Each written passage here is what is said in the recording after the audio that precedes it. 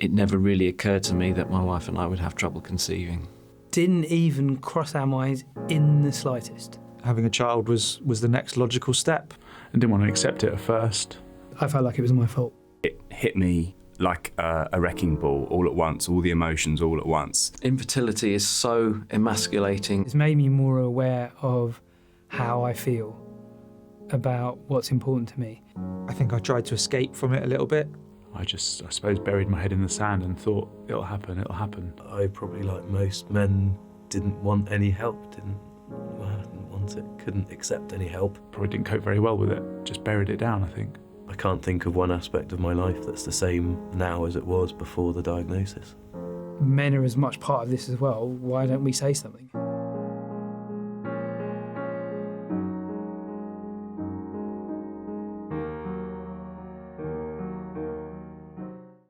It's our house, our coffee, our rules, and our shot at the big time as we talk Knives Out and Rocky on Have You Seen?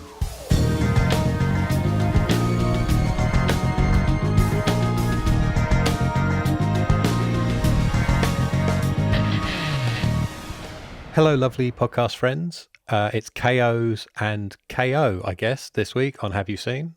We're talking about Knives Out and Rocky. I am the dull boxing glove of podcasting, Kieran Lefort, which I guess makes him the sharp knife of movie podcasting, Tom Webb. Hello. I don't feel I'm particularly sharp tonight, I have to say. I was being friendly. I think, due to the nature of these films, we should do Rocky first and then Knives Out, because we say that we are going to spoil these films, and Knives Out is a film that I think the less you know about it going in, the more you're going to get out of it. Yeah, I think so. I would very much recommend, if you have not seen Knives Out, do not listen to the second half of this show. Yeah, I'd agree with that. Yeah, it's definitely one that you get more out of if you're in unknown. Absolutely. And I think telling people to not listen to only half the show is better than telling people to not listen to a whole show or to try and fast forward to some unknown timestamp in the middle of a long show, because these always go long. Yeah. So would you like to bring us up to speed with the deal with Rocky? Yeah, sure. So I pitched Rocky to you because we covered First Blood, and it was a bit of a... I said at the time it was a bit of a surprise for me watching that movie because it wasn't quite what I thought it was. And then when you watched it, I think you kind of had the same sort of feeling that I did. That it wasn't quite what you were expecting, and Stallone ended up being like actually a decent actor and all that kind of stuff. Yeah. And I figured that why not have a look at like the film he won an Academy Award for, Rocky. Not for his acting. I think he won it for screenplay.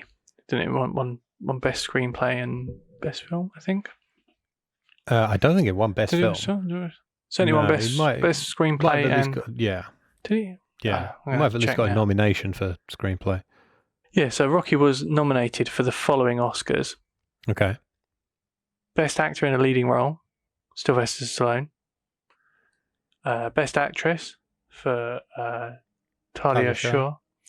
Best actor in a supporting role for Burgess Meredith. Best actor in a supporting role for Burt Young. Best writing screenplay written directly for the screen by Sylvester Stallone. Best sound and best music original song. So it was nominated for all of those. It's about 8 or 9. It's quite a lot. And the ones it won, which were not included on that list, are best film editing, best director, and best picture. Really? Yep. Okay. Right. Yeah. So it won those in 1977. I guess I must underestimating the underdog. Yeah. So this is a big deal that for Sly to get Oscar nominated for not only his acting but also his writing. Yeah. Again, it's another... 2 things you don't naturally associate with Sylvester Stallone. Exactly. Good acting and good writing. Yeah, and it's a movie that I think it's like everyone knows of Rocky. Everyone knows it's an underdog boxing movie. But it's one of those films that when I watched it, I was like, oh, wait, that's not really what it is. It's not really about that. And yes, that is the plot, but there's a lot going on. It's got way more depth than I thought it would have. So I know that I'd only ever seen this once, and it was, again, I was just surprised by it, and I haven't watched any of the sequels, although I've always thought I probably will do. And so for me, I deliberately didn't watch it before I pitched it to you because I wanted to see if I had that same experience again. But I'm curious to know what you thought before we dive into it more. Well, okay. The top line is, it's very good, but I don't know if I like it.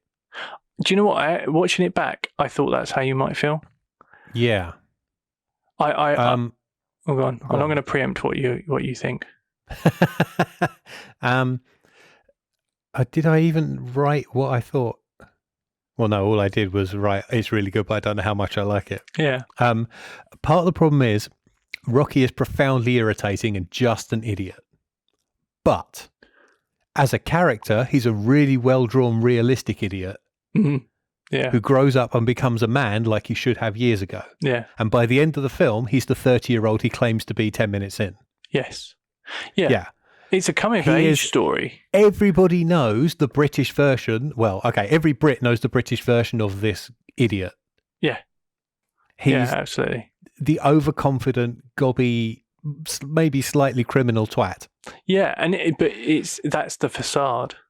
Yeah. And I think what I appreciate more about this movie and what I love about this movie are the moments where he feels comfortable enough to be vulnerable and drop that to Adrian. Yeah. And I think so. Those are the moments that I kind of think, okay, this has got, like you say, way more character depth than he should. And you're right, he's a bit of a knob, really. He's a wide boy. Yeah. Kind of. Yeah. Like he thinks he's bigger than he is. Yeah, and he acts like the big I am. Yeah, and he's not. Yeah, but also he just gets taken advantage of because he doesn't have the smarts to kind of not really, and he's actually quite kind of he's quite kind of kind, gentle, and sort of trusting of other people. And that's why he gets taken advantage of to an extent. Yeah. I mean, there is that kind of front. There's him, going and debt collecting and that kind of stuff, just because. That he's got the brawn. Expect. Yeah, I did not expect that. I wrote down, he's a mob enforcer too, is he? Well, I think it's I don't know if it's specifically mob, but it's gambling. It's a well-dressed Italian gentleman who can employ staff to go around and break someone's collect. Thumbs. Exactly. Yeah. I think it's heavily implied that is mob affiliated. Yeah. Okay. Fair enough. Yeah. He just outright steals turtle food. Yeah, I know. He never pays for that turtle food. It's like, it's even more blatant than Smokey and the Bandit, where Burt Reynolds nicks all the beer. Yeah, that's true. At least he did it, under cover of a break-in. Like, he didn't do it right in front of the shop owner and the shop assistant, who he quite fancies. Yeah. I didn't really like any of the characters. Okay. Yeah, I can see that. I can see why. I warm to Rocky and Adrian. I wrote that early on in my notes, though. Right. As they open up, I warm to them more. Mm. As they open up to each other, they open up to the audience at the same time, and I think that I warm to them more. I found Paulie, I was amazed didn't get his head punched off at any point. He's really irritating. Like, watching Burgess Meredith is quite difficult because as a kid I watched loads of the 60s Batman series and he's just the Penguin to me. I know. And that voice, it's so distinctive. And although he's not doing like the full-on Penguin voice, there's still like little hints of it every now and then. You're like, oh, that is a bit fun. Yeah. I thought Carl Weathers was really good as Creed. Yeah, he's like he's just an injection of personality. Yeah, and he's playing that stereotypical. He couldn't be more of an Ali analog if he just had a flashing sign over his head that said "I am Muhammad Ali." One of my favourite moments in the film is kind of near that sort of 30-minute mark, and it's when you're first introduced to Creed as. In person. I think you hear of him beforehand, but this is the first time you see him. He's in the office of the promoter. And they don't, like, the guy he's supposed to fight for this big event drops out, and then there's a load of other people, but they're like, we can't fight them, they're not in the country, or they're not ready, or blah blah blah, blah. and he comes up with the plan. We'll make it just a show fight, and I'll fight a local underdog, and it'll just be me going over defending the title, but I'll give some local lad a chance. It's the sort of American dream kind of like bullshit, basically. And the There's promoter, a line in that scene. I think this is go it. on. Yeah, The promoter it's very says- American. He says, "I like it. It's very American." Yes. And he goes, "No, it's very smart," as if the two are Yes. not mutually exclusive. Yep. And I was just like, okay, yeah, that's perfect. I think it's like, I like it sets up Apollo Creed as a really smart guy, but his arrogance and complacency. He's Butch Cassidy. Yeah. Yes. Yeah. He's that's a good- skillful, yeah. charismatic, smart businessman. Yes, absolutely. That's a great analogy. He just comes undone by underestimating the underdog. This is 100% pure pro wrestling. This movie. Yeah. Oh, absolutely. Completely. Yeah. Completely. And I think any wrestling promoter or wrestling booker who has never seen this film needs to immediately, because it's exactly how to make an underdog babyface, if you like. Yeah, like how to absolutely. make, a downtrodden good guy into a big deal. Yeah. Yeah. Very, Absolutely. very easily. Like Yeah. Creed's not even a villain. No. He's just exactly the character is. He's not a bad guy, and No, I think the only thing he does wrong is underestimate someone he's never heard of. He doesn't even talk shit about Rocky when they're doing the promos. No. There's a few little snide comments, or like they don't. Yeah, but nothing. No, Well, I know Rocky says it got to me. Yes, but it's more to do with the way the press are treating him, Exactly. Yeah. not Apollo specifically. And I think I mean, we'll come to this when we talk about the ending, but they handled all of that very, very well in how everybody wins in a sense. But yeah, you're right. He's not a villain. No. I do need to watch the other movies, because obviously there's more to that than. I've got a full Blu-ray box set right over there. Yeah. What did I write? I think it's 29 minutes before we get to a scene that doesn't have Stallone in, and that's the Creed scene. Yes, it is. Yeah. He absolutely. This movie is him the whole time. It's funny how much you want it to be cut out of Rambo. Yeah. When how much there is of him in this. Absolutely. Yeah. One problem I did have with it is it's not even the pace, and it's not even the length. It is too long. But I think that's just the movie language of the time. There are points where Rocky has to walk from point A to point B, and you see all of it in one shot. And that might take 30 seconds. I think I could take just the footage used in the final print of this movie, cut out 30 minutes, and not lose any information. No. And potentially not lose any shots. Just trim them down, because they're too long, because it was the 70s. Yeah, no, I think, I can see how that could work. Yeah, just like, takes someone too long to walk from A to B, cut into it's like, enter the scene as late as possible and get out as early as possible. It's exactly. Like, it's the 70s, they like they're establishing. A lot is established, but it takes a long time to establish it. Yeah, absolutely. Yeah, I think you could easily make this movie like the setup of the concept of the fight, training montage, fight. Like you could have your 3-act structure based on all of those. Yeah. But I think what that's kind of what the plot is, and that's what I think everyone sees on face value. But the story of the movie is the Adrian Rocky romance, I think. Yeah. And there's that follows its arc as well.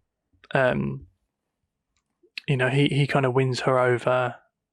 They kind of start to get settled and get into a relationship. She questions, why does he even want to fight? And it's this whole concept of him needing to prove himself, basically prove that he's worth more than everyone says he is. I mean, he is like he is because everyone's told him he's stupid and he won't achieve anything. This is the one thing he's good at. Exactly, yeah. But even then, Burgess Meredith has said to him, I'm really, I give you a hard time because you could have been great and you didn't put the work in.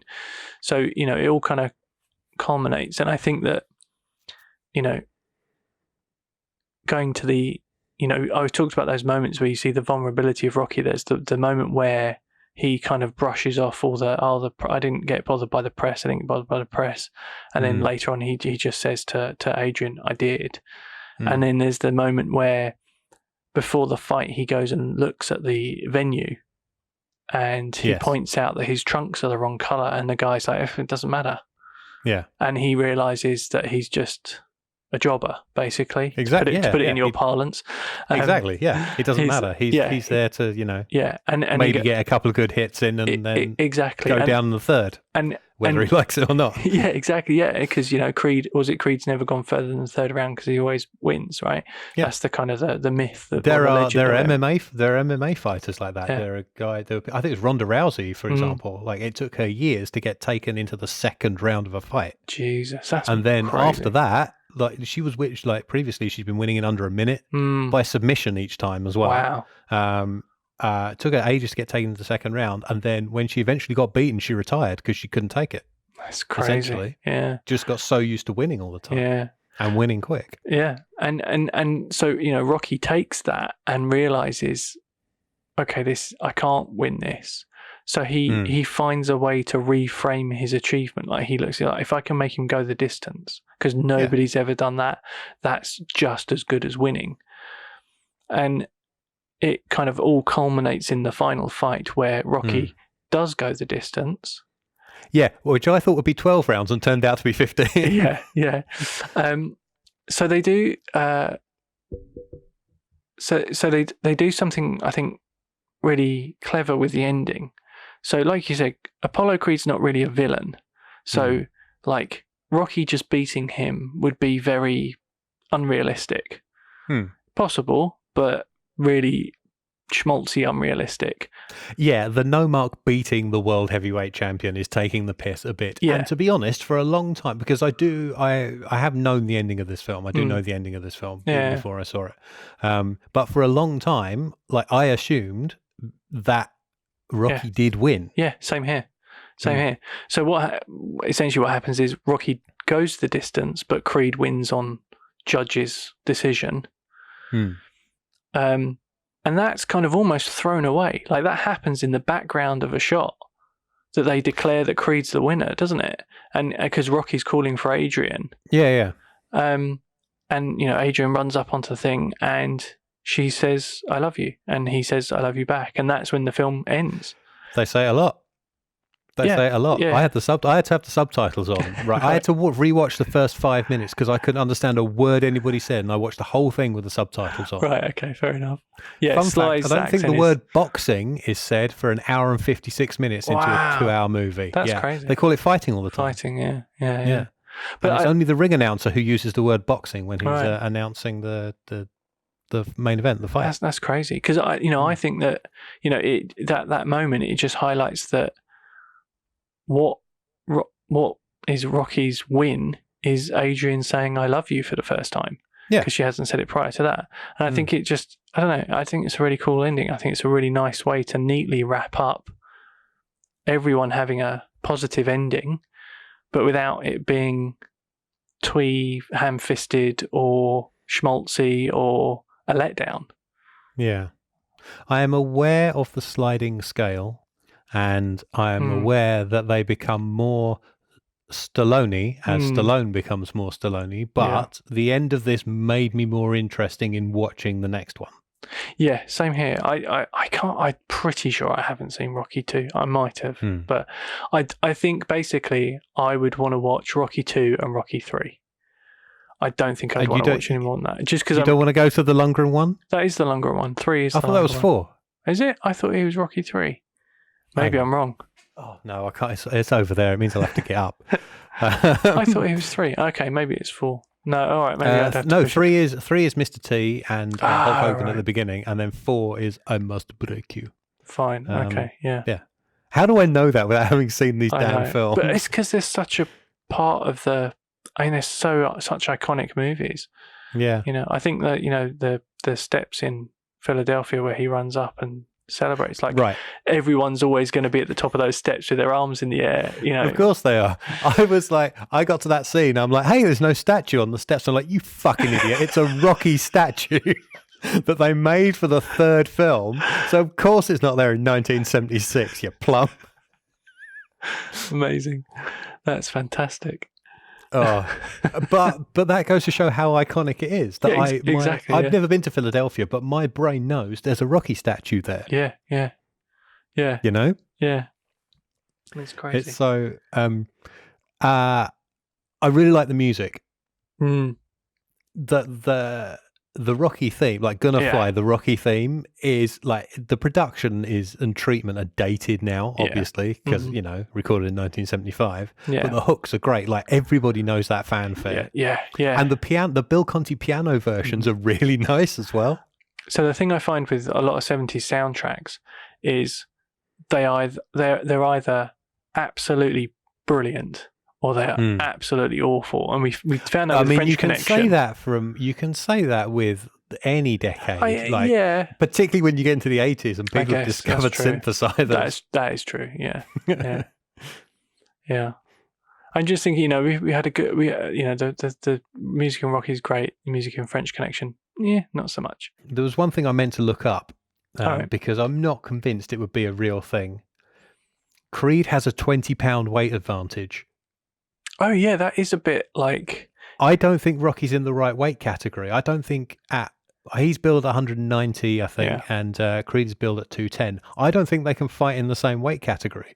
I don't know what I just kind of, I don't know anything about boxing really, so I just kind of assumed that Creed was at the very top because that was where you want to be, and Rocky was at the very bottom. No, it's delineated into weights.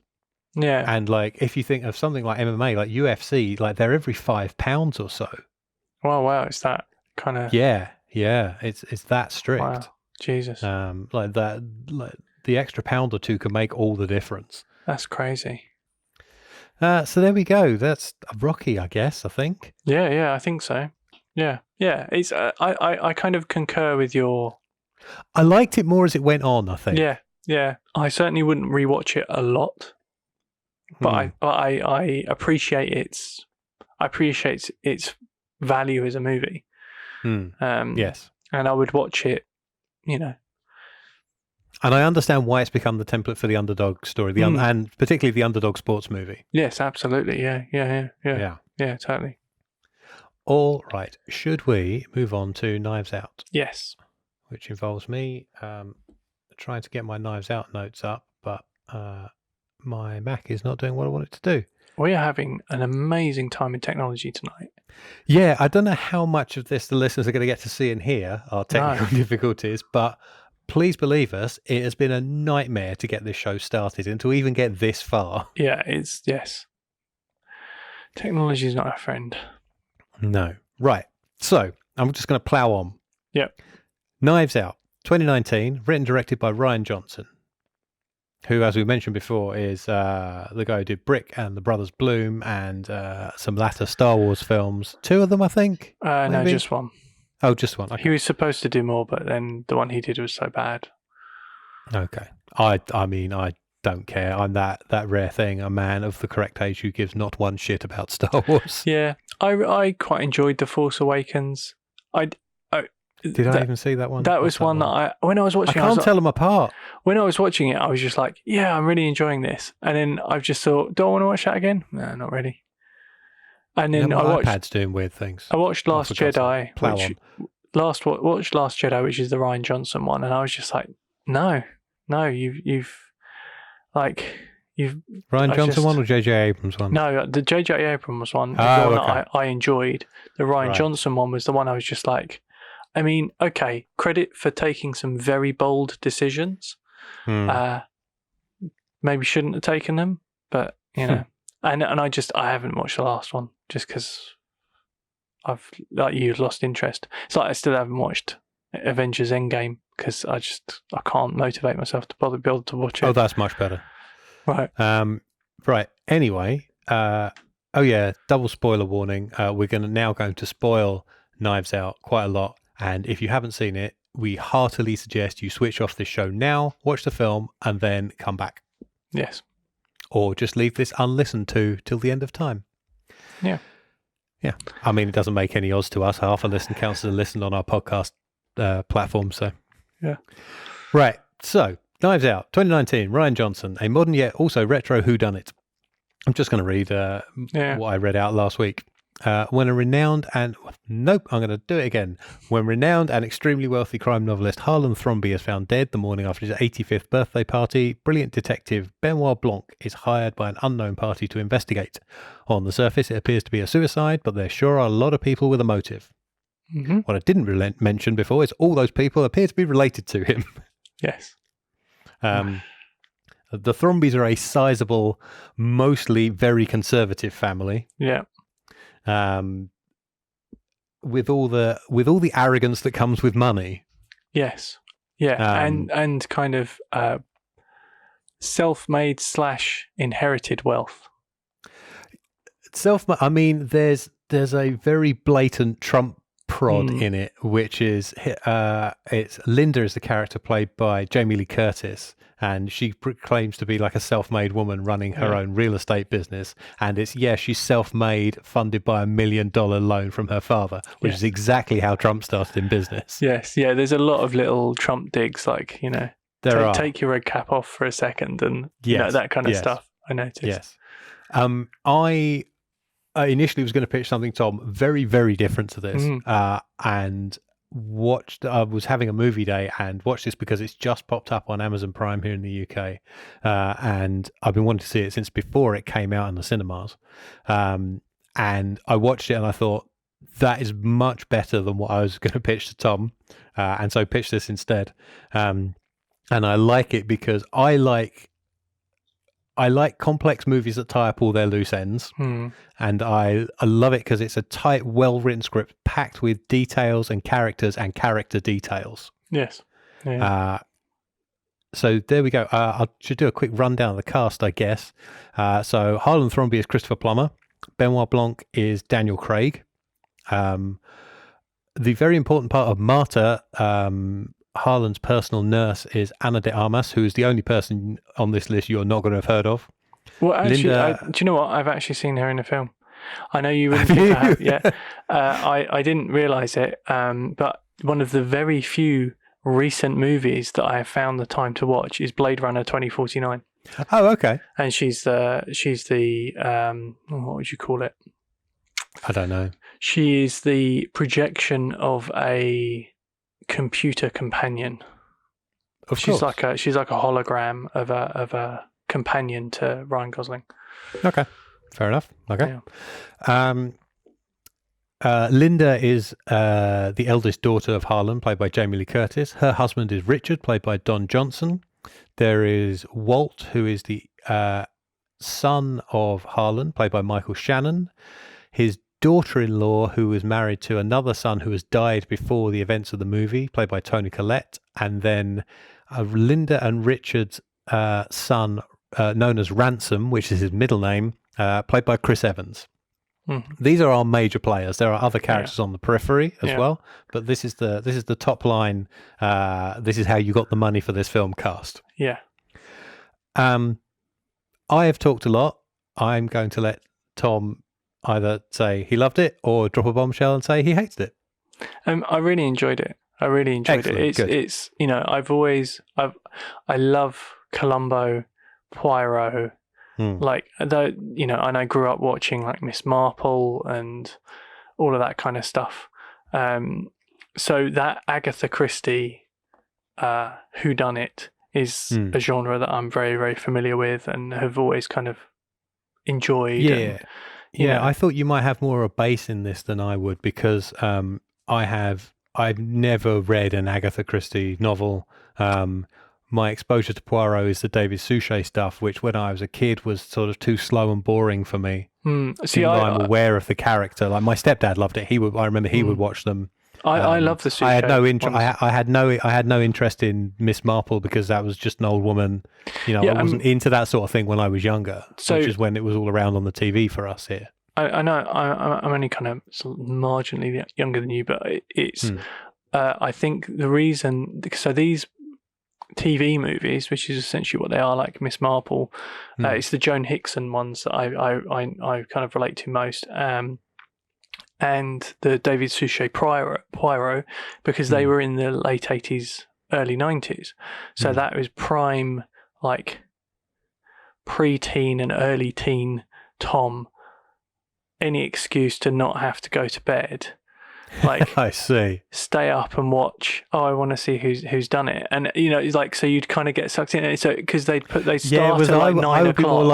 I would be more likely to go to bed with a Transformers comic. Yeah, so and I'm a night owl, so like I've always hated going to bed, and so like for me, like I would quite in actual fact, a lot of movies I have ended up watching as just an excuse to stay up, with my parents or something. So this is how teenage Tom rebelled. Yeah. Until I met him in the late teens and he had pink hair.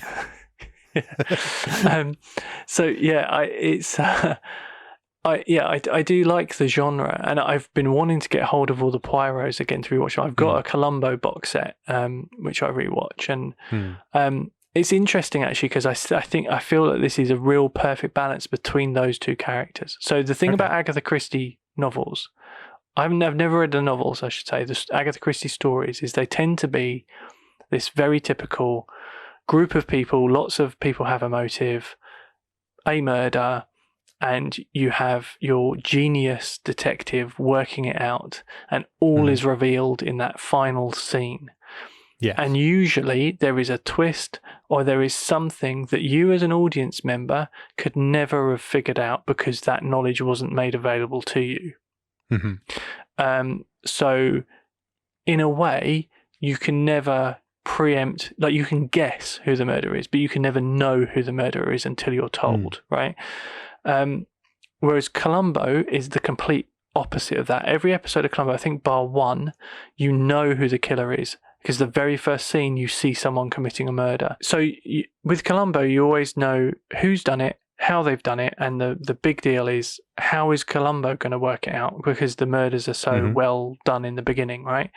And this kind of sits somewhere directly in the middle, where you pretty much know, I mean, you can figure out who's done it, and then you get told what happens, and then it's about so in the first 30 minutes, you can probably figure out who the two key people involved are. Then you get told what actually happens and why and how Harlan Thrombey dies. And then the rest of it is you're like, well, is Benoit Blanc going to figure this out or not? And what's the comeuppance of that? So I quite liked this because it had a different vibe. Like it pulled on all of that Poirot, Columbo, Agatha Christie stuff, but it was different to all of them because of the way it sort of mixed and mashed it. I would say that the broad strokes of it I thought were fairly obvious, but the details were what kept it interesting. Like I think by the 30-minute mark, I'd figured out that his death was caused by martyr and or ransom. But I didn't know how or if it was intentional or what. I just knew that they were the two that were involved in the actual killing. And then probably within the next sort of 20 minutes, I'd figured out, okay, the rest of this is... It was Benoit Blanc knowing what had happened. He'd already figured it out. Like I already knew at that point that Benoit Blanc knew pretty much, if not exactly, what had happened before he gets told the confession. Like he's already on it, and what he's actually doing is he's not solving the crime because he's already done that. What he's doing is evaluating Marta to figure out if he should say what he knows to be true, or whether because he can clearly see that there are a group of horrible people and one intrinsically good person, and whether he should make the moral decision to let her get away with it if she'd murdered, right? So that's kind of where I got with in my thought processes as I was watching it. But obviously all of the detail and how it gets how it all transpires, I had no clue about. This is one of those films where I really want a linear timeline of it. Right. Because it jumps back and forward so much. And there are two scenes in particular. The first time round, I got them mixed up. The memorial scene, the wake, if you like, and the birthday party. Yes, absolutely. The moment where they're talking about immigrants and Marta is sort of brought into the conversation, I assumed happened at the party, but it didn't. It happened at the memorial. Right. And similarly, this time around, I was trying to work out why Fran was crying and hysterical about her cousin and this movie she'd seen on Lifetime at a birthday party. Yes. When it wasn't the birthday party, that was at the wake. Yes. Yeah. So, there are things, and I think that's an Agatha Christie thing of not necessarily... Well, there is, like, particularly in Poirot, there are reconstructions. Like, Poirot will talk people through the steps of what they did, and you get reconstruction. I don't know if Miss Marple does it as well, but I seem to remember with those, there is that kind of going back and forth, and almost like Clue, where you see different variations and all that kind of stuff. So it's kind of, it uses that mechanic, but it's less signposted, which makes it harder to follow. So I feel like it's in keeping with the Agatha Christie red herring. Right. I was remembering today how much I hated Clue when we did it in season 1. Yeah, because watching this, I was like, wow, it is exactly like a middle point between Poirot and Clue. They even say Blonky. No, it's not Blonky. It's the detective who says this guy looks like he even lives in the Clue board. Yes, yeah, exactly. Yeah. I know you mentioned last week. I don't know why this has just popped into my head now, because there's obviously more to talk about with the movie, but this is related to it, that there is a sequel listed on IMDb, and Daniel Craig is the only recurring character, as we know of. So he's from Kentucky, Tennessee? I think they make 2 KFC references. They do, yeah. And Foghorn Leghorn. Yes. And I was thinking that I would love it if he remains Benoit Blanc detective, but in every subsequent movie they make with that character, his accent is different.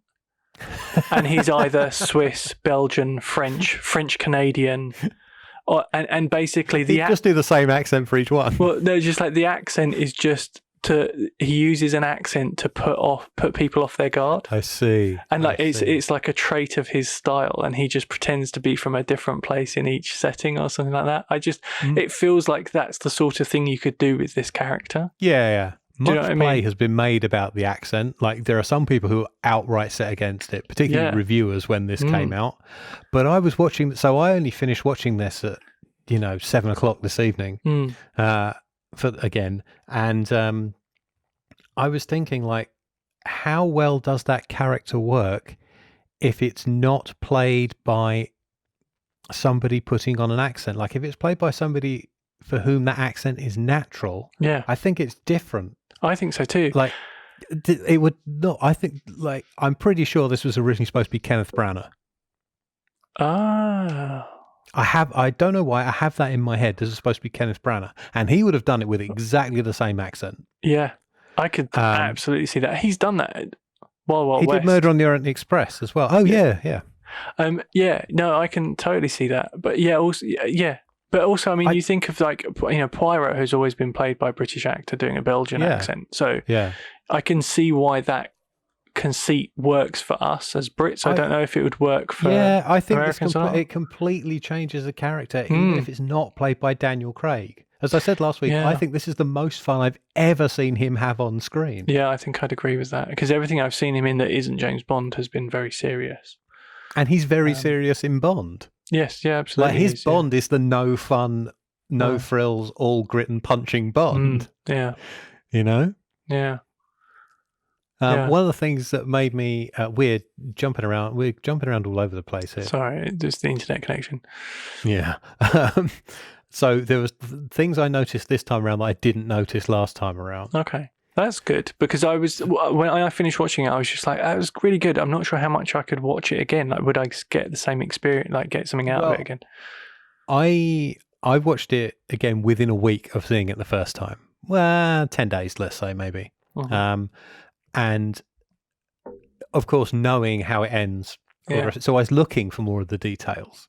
Okay. And there's things like that conversation you mentioned that Marta gets dragged into about immigrants. Yeah. And there's a bit where Richard, Don Johnson, he's eating cake off a plate and he idly holds his hand out with the plate in while talking to somebody else, to Marta, who's standing there as if she is wait staff. Yes. Yeah. Which that's god level character detail. That was an improv by Don Johnson, apparently, or a suggestion by him. No. Just like his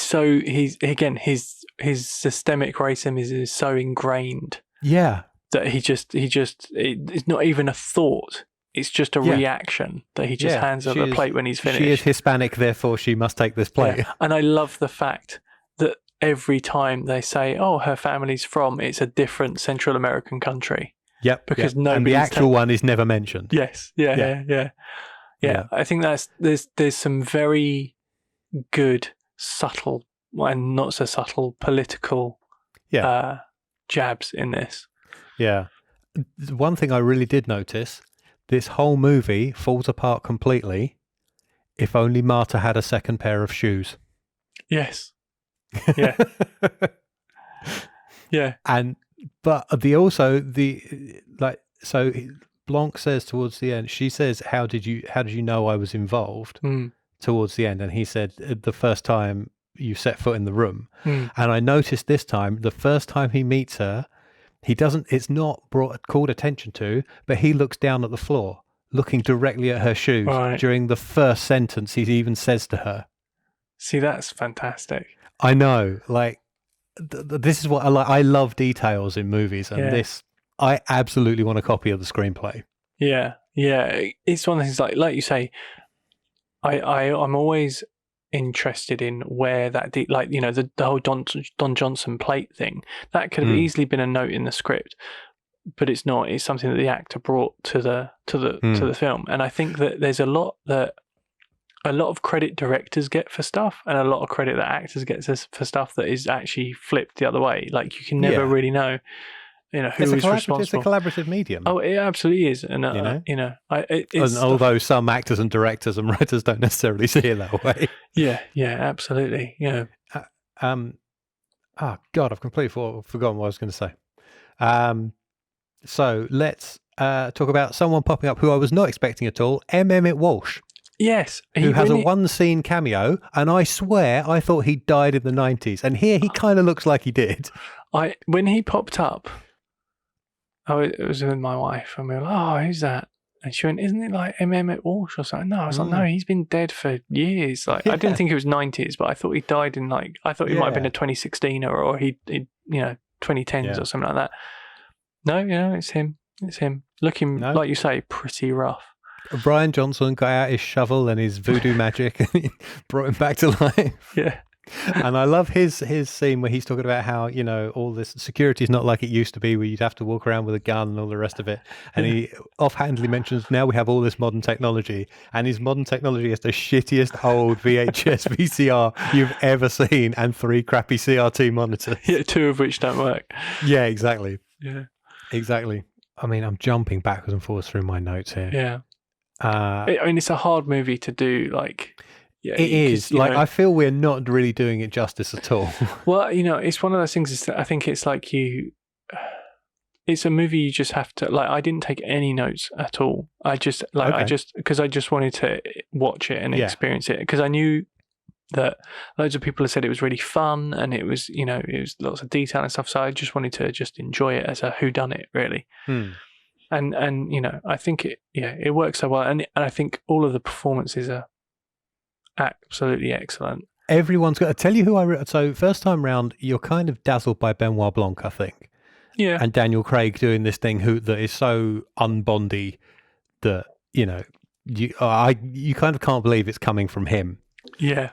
This time around, I found myself watching Michael Shannon more. Yeah, Michael Shannon. Wow. He's quietly really good. I don't think we did it on the podcast. I think I watched it after we'd finished season 1. There's a movie called Midnight Special, and he's great. Yes, I've heard of this, and I've been wanting to watch it and just not got around to it. There's something good about that movie. I watched it. It was just after my daughter was born, and I was spending a lot of my nights just with I would just stay up all night with her on the sofa sleeping, so that my wife could get really deep sleep. And I would just end up watching loads and loads of movies, and that was one, and that was really good. Well, it's a man and child movie, isn't it? Yeah, it is. It was the perfect time for me to watch that film, I think. Michael Shannon was just he's excellent, and he's one of those actors who just brings so much subtlety and layers and and you're right that Daniel Craig does kind of bombard and dazzle. I think he gets one of my favourite lines, which is when he's revealing stuff about Ransom, and he's just like, and we know this because the Nazi child masturbating in the bathroom heard it. Yep, I have the exact line written down. What were the overheard words by the Nazi child masturbating in the bathroom? Exactly. And that line for me is almost, knocked me out my seat, almost on par with the sandwich line from What We Do in the Shadows. Which remains one of my favourite lines in movie history. He gets another great line earlier on, which is, I determine the ark's path, stroll leisurely to its terminus, and the truth falls at my feet. Yes. Yeah. He's loaded with great dialogue. Apparently, Rian Johnson wasn't sure how much of the the ending revelations they were actually going to shoot, and then it turned out Daniel Craig had memorized the final 30 pages of the script and knew all of the dialogue off by heart. Wow. And he's like, well, screw it, we're just going to let him do it. And he did. Jesus. Yeah. Yeah, he strikes me as the sort of actor that really, he puts the work in. If he's really into it, if he's really believing in the project, he will. I think in this, you can tell he's loving every second of it. I can't imagine he's a barrel of laughs to work with, but I bet he's very, very diligent. The whole bit where he's talking about the case as a donut. Yes. Yeah. And then he's like, it's not a donut hole. What we have is not a donut hole, but a smaller donut with a hole of its own. Yeah. Apparently that nearly got cut. Rian Johnson was just like, let's not bother with that. And Daniel Craig was like, no, I want to do it. So I think, there's there was so a lot much of great stuff. And then jumping back to the beginning, the opening 20 minutes is the police questioning with Blanc hanging around in the corner. Yeah. And just the little tap on the... little tap on the piano, Yeah. You notice that after he taps, the detective always asks the same question. Yes, yeah. And that is so well written and shot and edited. You almost don't realise that you're gone 20 minutes by the time that ends. And it's packed with information. It's set up everything. Yeah. It's almost solidly talking heads. Yeah. With a few sort of flashbacks and stuff. Yeah. So there are 1.5 things I would probably change about this if this were a Kieran Lefort film. Okay. I would punch the colour palette. Okay. If you see the advertising, it's super saturated and it's very vibrant. And the film itself is actually slightly muted. Yeah, particularly outdoors. Yeah. And I would maybe they thought it would look too Clue/Cluedo-y if you had someone who looked like Professor Plum, and what have you. And so I think I would have kept with it and punched the palette and perhaps made it slightly more cartoony. Yeah.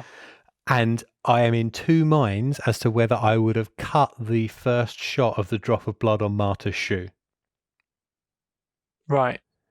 Because it's all about weighing up whether you want the bigger moment to be, oh shit, now she's really in trouble, or the how did you know moment at the end where Blanc points it out. Yeah. I have to say, I do think that Blanc doesn't quite come off as the amazing detective because of that. But, there's part of it where you're thinking, oh, maybe he just got a bit lucky. But then, with more movies, that may be rectified or changed. I think we're coming back to the big debate about rope. Do you remember? Right. Between the writer and Hitchcock about whether you should or should not know whether they've done it or not at the beginning. Hmm. And it is one of those things where you're like, is there more tension when you know there's a body in a box, or is there less tension because you don't know if they've done it or not? Well, there's And I still think tension around there being a body in a box, whether you know if they've done it or not. Yes, but it's which is more heightened. I think it depends story to story. Yeah, you're right. It's a bit. I expected. I don't know. I think there are things that I think you should see Blanc work out for himself rather than get told. Right. You know, I think there should be a few bits where quite often in. I also think there are moments where people tell him stuff he has already worked out. You just don't know he's worked it out yet. That's what I mean. And he's coercing them into confirming what he already knows. Yeah, yes, that's true. But then I think there maybe, I don't know if it's Columbo, there's definitely a detective series where quite often a subordinate, and they could have done this with a kind of excitable highway patrolman, will rush in, I've got some information. Oh, is it this? And give, I think that kind of conceit could work very well for the character of Benoit Blanc. Yeah. You know? Give him a bit more special kind of detecting skills. Maybe it's Sherlock Holmes. Superpowers. Yeah. That kind of sort of Sherlock Holmesy kind of thing. Do we have anything else to add, or should we just, No, I think, we've spotted the hell out of it, so there's no point telling people to go see it. In a very haphazard manner. Yeah, they should have seen it already if they've got this far into the podcast. And if you have got this far into the podcast and are confused by what the hell we're talking about, watch Knives Out. Yeah, in the UK, absolutely. It's available on Prime Video. I presume it's available on streaming platforms all over the world elsewhere. Yeah. You have no excuse, really. No, not at all. It comes with the Have You Seen seal of approval, I think. Yes, definitely does. Yeah, I really enjoyed it. And I actively look forward to a sequel. So we said back in Nipples for Men, where we talked about Time Bandits, that we knew what the first episode of this season was, and we knew what the last episode of this season was. Yeah. I'm sure it will shock one and all to know that what the final film we are doing this season has changed twice since the season has started. Yep. Because we had one thing we were going to do, and then something else entered our sphere, and we were going to do that instead. And then the delightful Mr. Peter Hammond, a long-term supporter of this show, sent us a mini pitch, which I hope Tom has, because I don't. Oh, crap. No, I don't. I can find it. Hang on. All right. I'll babble while you do that. Okay. Won't take a second. So, despite having 10 planned out episodes, we are throwing it all out of the window for episode 10 and doing the one and only listener pitch of the season. I know what it is, but I don't have the words that Mr. Hammond actually wrote. I do. I have found the email. So Excellent. I shall read it. I shall hand it over to Mr. T. Webb. Okay.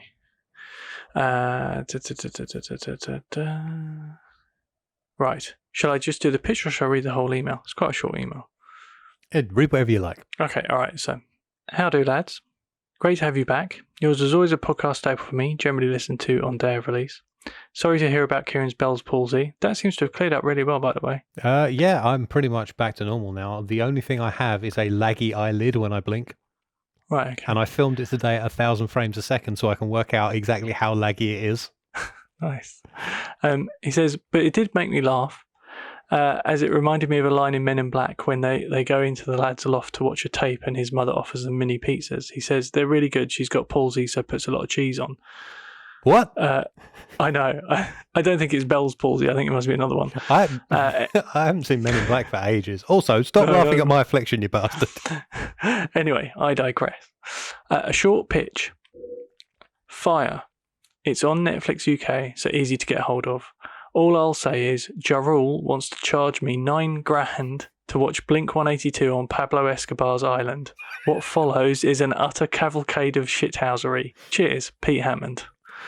Very typical email from Pete. Yeah. Thank you very much. Yeah. So what Pete has pitched us is Fire, the Greatest Party That Never Happened. Fire is FYRE, a Netflix documentary from last year about the absolute disaster that was the Fire Festival. I know almost nothing about the Fire Festival other than it happened and it was a massive disaster. I've also never attended a festival in my life. Really? No. There's no band I like enough to spend 3 days standing in fucking mud to watch. Okay, fair enough. I have. Particularly not when they're going to be playing Wembley Arena 2 weeks later. That's fair. Yeah, exactly. You have. So you can bring some festival experience to this. Yeah, okay. I don't think I've been to a festival. Well, I've been to like Reading and Leeds and Reading and the V Festival. Right. So that's as close as I've never been to like Glastonbury or anything like that. It's never floated my boat. Okay, I have no actual synopsis for the documentary itself. No. I figured the email was good enough. Like I just kind of want it to be like, because I know so little about this. I'm almost like I don't want to know. Even that picture is too much. The one extra detail I will add is that it's directed by Chris Smith, who directed American Movie, which we covered and loved in season 1. Oh, no way. Okay. Yeah, I was thinking about that. I was thinking about that film recently, actually, because I watched something where a guy went to this. Essentially, it's like a VHS archive in New York. Right. It's these 3 guys who, like, they grab...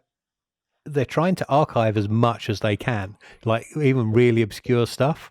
And one of the things they have on their shelf that was prominent in one of the shots is a cased copy of Coven, the short film from American Movie. Amazing. Yeah. Is Coven the short or is Coven the one he's trying? Coven. But no, Coven's he's trying the to one make he's trying to make. Yeah. So they have, but anyway, yes, they have a copy of Coven. Oh, amazing. Yeah. Absolutely amazing. So yeah, what we're doing next week, our third choice is the Fire documentary. Yeah. Well, we should say thank you to Pete. Absolutely, yes. Email. And thank you it's for fantastic. Your continued support, sir. Yeah, very Even much if you so. are mockingly afflicted. I hope you enjoy our review next week. All right. So I'm going to call that done, particularly because the light in the corner on a timer has gone out, which tells me it's time for bed. If you have seen Fire, or in fact anything we've done in season 2, we invite you to send us your reviews and in fact pictures. Well, is it worth people sending us pictures? No, particularly not because now. I'm in auto. have you seen Autopilot? Like next is definitely the last episode in the season. Yeah. Yes. Yeah. Should there be a season 3, we'll flag it on social media a couple of weeks we'll ahead have a of time. chat and then we'll let you know. Yeah. Yeah. So, right. If you have seen Fire or anything we've done in season 2, you can contact us on Twitter /Instagram at HYS Podcast. On Facebook, we are facebook.com/HaveYouSeenPodcast. The website is haveyouseen.net. I got another lovely bill for that recently. And the email is hyspodcast@gmail.com. If you would like to watch the video series I have been making about my recovery from Bell's palsy, you can do that by going to bit.ly/KieranBells. Tom, is there anything you'd like to alert the listener to? Yeah, so you can check out my documentary, The Easy Bit, which is all about the male perspective of fertility treatment. It's on Amazon Prime Video and Vimeo on demand.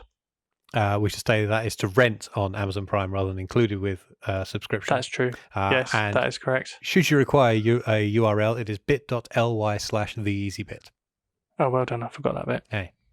I know. We'll work on it for season 3 if there is one. Yeah. Judging by what's happened tonight, I doubt we'll make it to the end of season 2. Yeah. I know. This is horrific tonight. Okay, let's get it done. I need to turn this off, have some headache pills and go to bed. And I think Tom does too. So definitely. We shall say thank you very much for joining us and we'll see you next week for Fire. Goodbye. Bye.